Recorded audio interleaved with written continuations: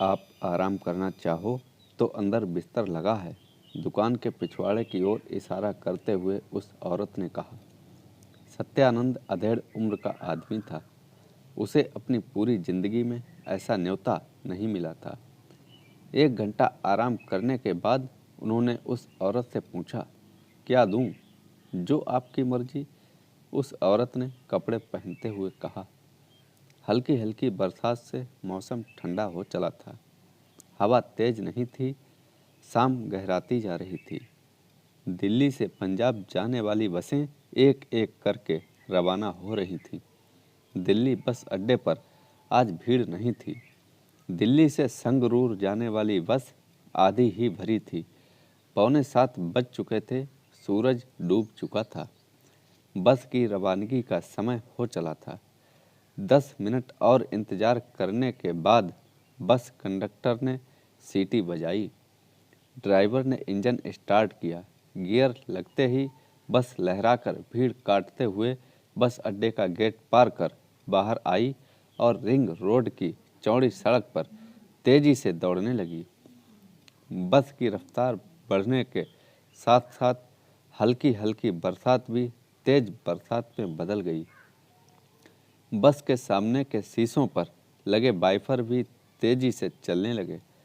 पीटागढ़ी चौक तक आते आते 7:30 बज चुके थे। वहाँ पर आधा मिनट के लिए बस रुकी। 4-5 सवारियाँ भी चढ़ीं, पर बस अभी भी पूरी तरह से नहीं भरी थी। बस आगे बढ़ी। नांगलोई, फिर बहादुरगढ़ और फिर रोहतक। बरसात बदस्तूर जारी था।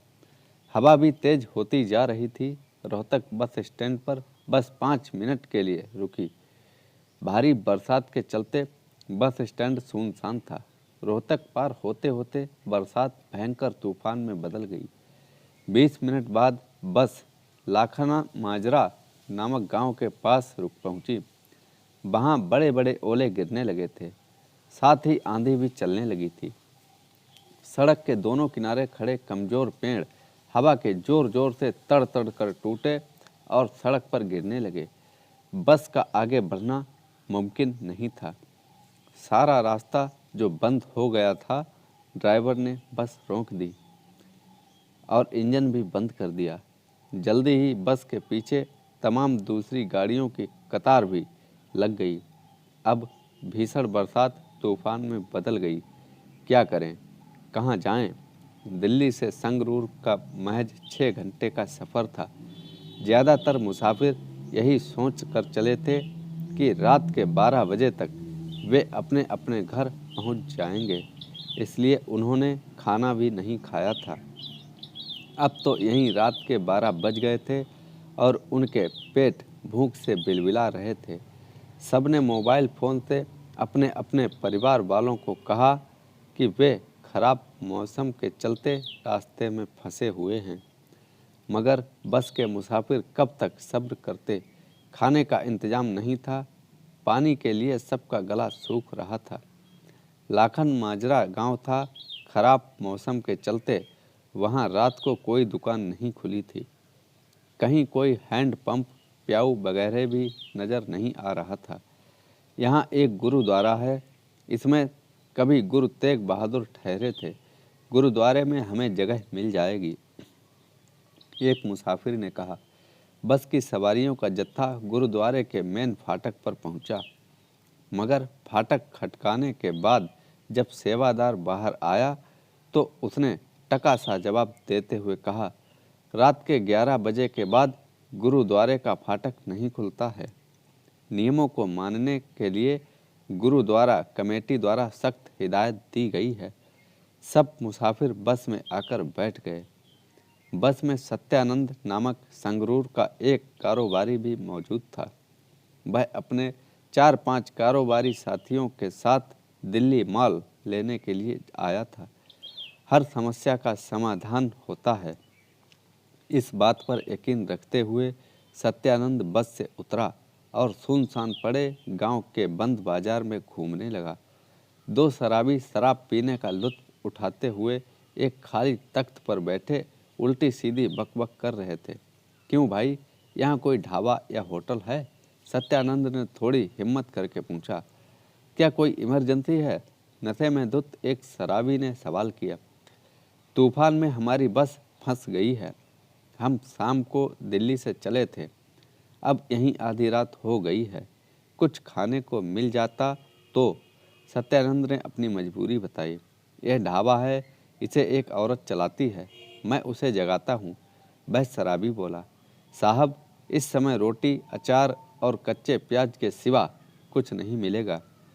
थोड़ी देर में एक जवान औरत ने बिजली का बल्ब जलाते हुए कहा, ठीक है, आप रोटी और अचार ही दे दें। थोड़ी देर में बस के सभी मुसाफिरों ने रोटी, अचार और प्याज का लुत्फ उठाया।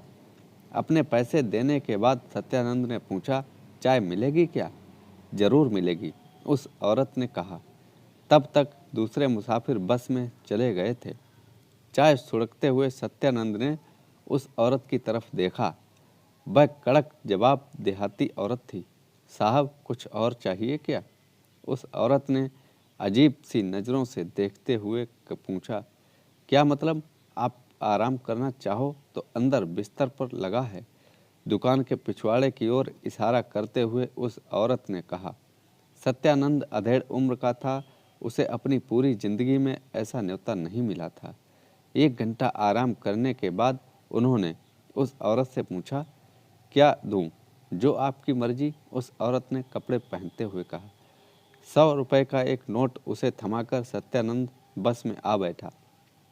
इतनी देर बाद लौटने पर दूसरे मुसाफिर उसे गौर से देखने लगे। सुबह होने के बाद ही बस आगे बढ़ी। सत्यानंद ने संगरूर बस स्टैंड से घर के लिए रिक्शा किया। भाड़ा चुकाने के लिए जब उसने अपनी कमीज की जेब में हाथ डाला तो जेब में कुछ भी नहीं था।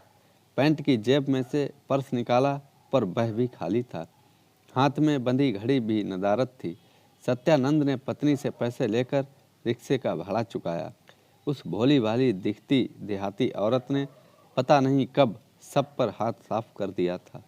जेब में 500 रुपये थे, पर्स में 7,000 रुपये और 5,000 रुपये की घड़ी थी।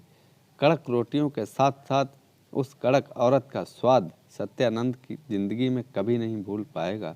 तो दोस्तों, कैसी लगी ये कहानी? लाइक करें, कमेंट में हमें बताएं और चैनल को सब्सक्राइब करना ना भूलें। धन्यवाद।